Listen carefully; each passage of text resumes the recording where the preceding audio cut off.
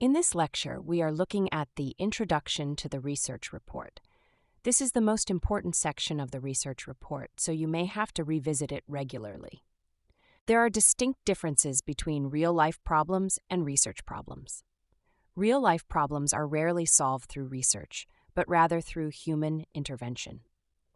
A research problem addresses a knowledge gap that we need to understand better.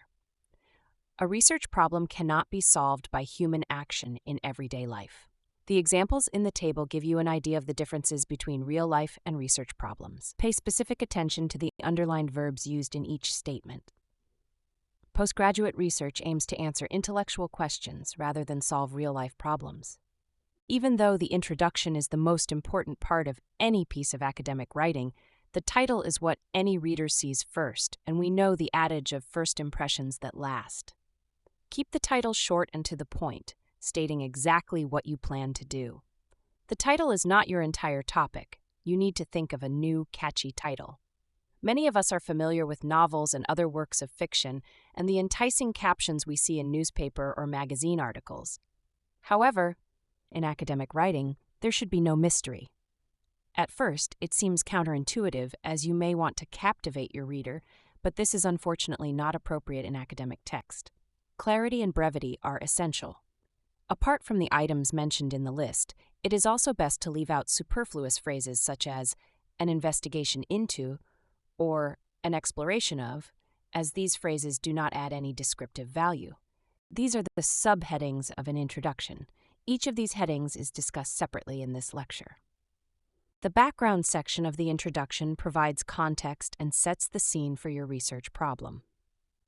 The first statement or sentence must grab the attention of the reader to entice them to want to read more. It must not be too technical and can be a controversial statement, surprising statistic, interesting quote, etc. Thereafter will follow a broad and relatively brief overview of the importance of your study. This is broad and not the specific problem you are investigating.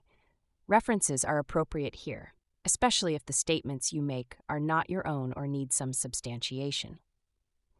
The background section also includes a broad overview of the most relevant literature in the research area, identifying what knowledge is available and what gaps exist.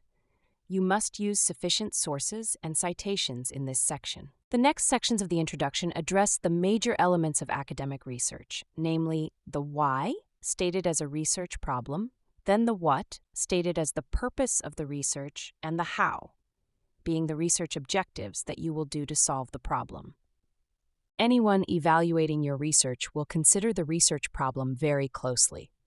This is the part of the research report that ought to take the most of your time and the most intensive consideration and discussion with your supervisor. Without a research problem, there cannot be any research project. The research problem is a statement of fact that convinces the reader of the necessity of your research, answering the important questions. So what? And why must this research be conducted? It must clearly state what the problem is, why it is a problem, and what research has been done to attempt to find a solution to the problem. Again, as with the title and background section, is it important not to be vague? The research report is not a murder mystery, but a piece of academic writing. The reader should never have to guess what direction the work is taking. Students often struggle with the purpose statement, thinking it is the same as the problem statement. Where the problem statement sets out the gap that the study attempts to address and the problem it aims to solve, the purpose statement guides the direction of the study, therefore giving the reader an idea of the approach that will be taken to solve the research problem.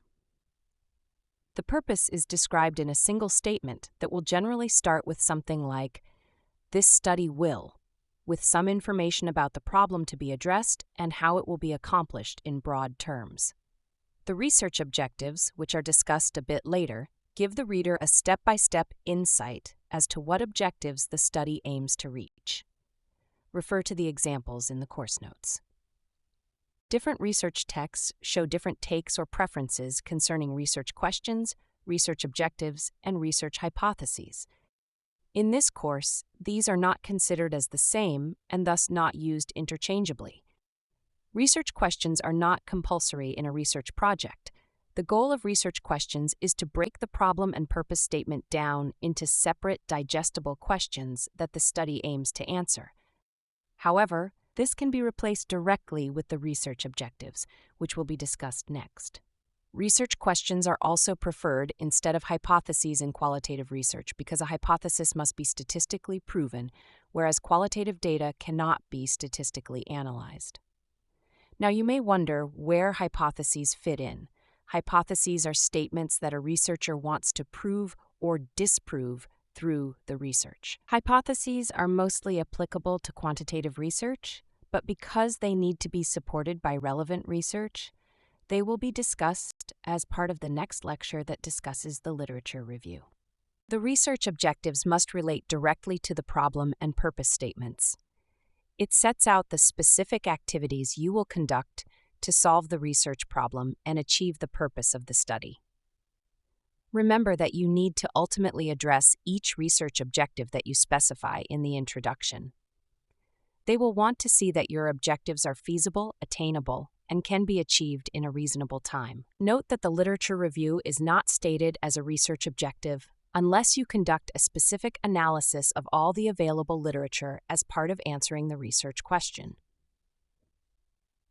If your study will only include a general literature review to elucidate what research has been conducted in the research area, it is a natural part of the research process and does not have to be specified as a separate research objective. You will remember that you need to state the academic and practical value of your study in the background section.